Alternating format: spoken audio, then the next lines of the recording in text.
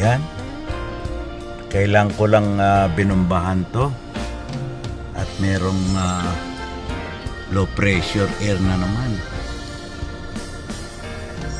Kaya titingnan ko, siguradong may butas to, maliit.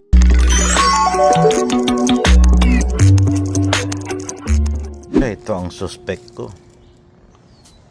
Kita nyo. Hanapin ko yung butas. Ngayon, baka i-rotate ko na rin yung gulong niya. Tingnan natin yung pressure niya.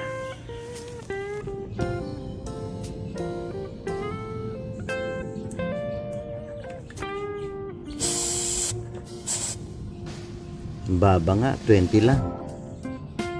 Ni-set up ko na. Yan yung kauna-unahang jack ko. Tagal na yan.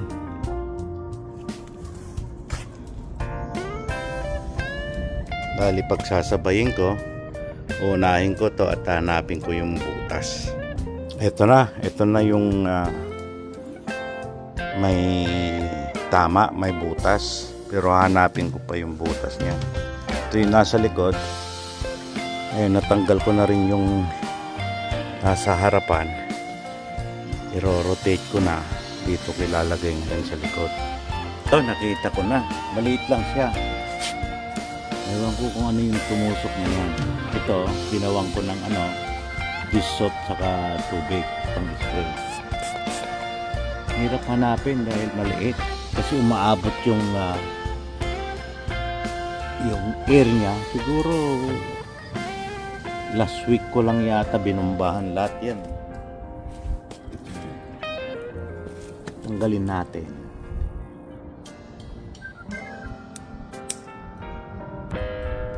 Ito, yan ang tumusok. Parang alambre.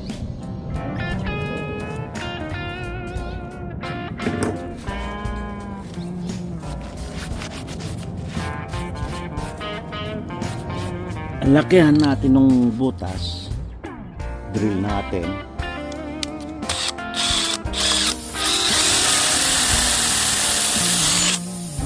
Lagyan natin ng ng glue. Kailangan yung glue rubberize.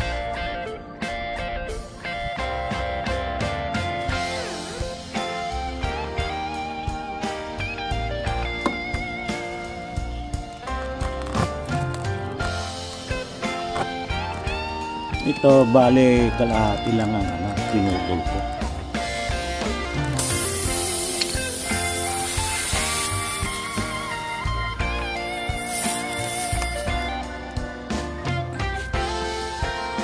Tapos tusok natin.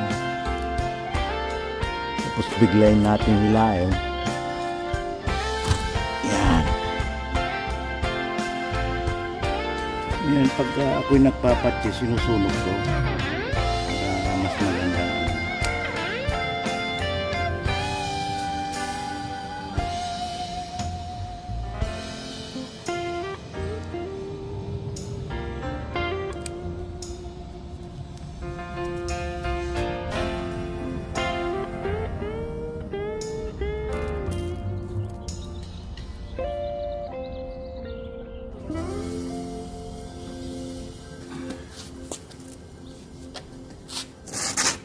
Ito na nga at try kong i-flatten tong patches, yung bukol.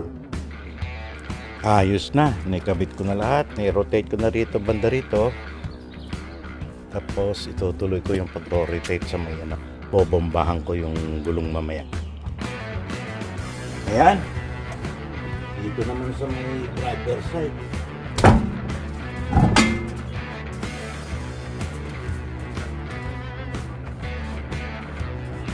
Pwede namang X na rotation, pero ito mas madali para pantay ang pagka-put-put.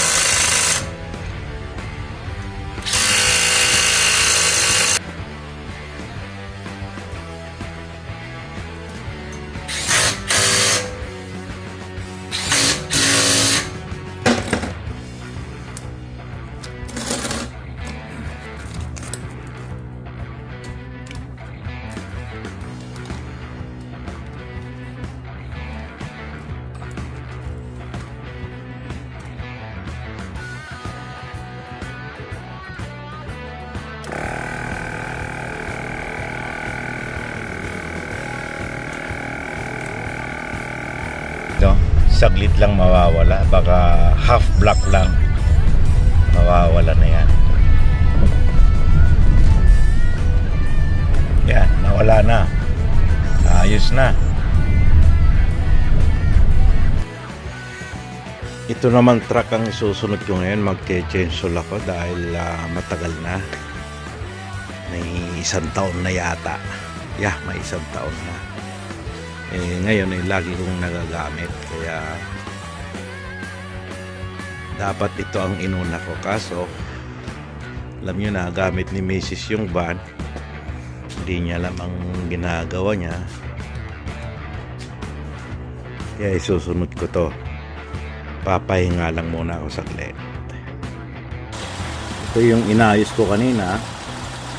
I-double check natin, sprayan natin ng sabon.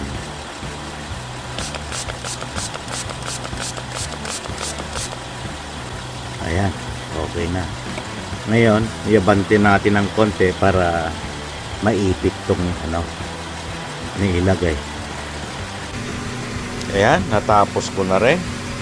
At ginabi ako dahil maraming sumingit na gagawin ko. Pinaliguan ko na rin yung makina.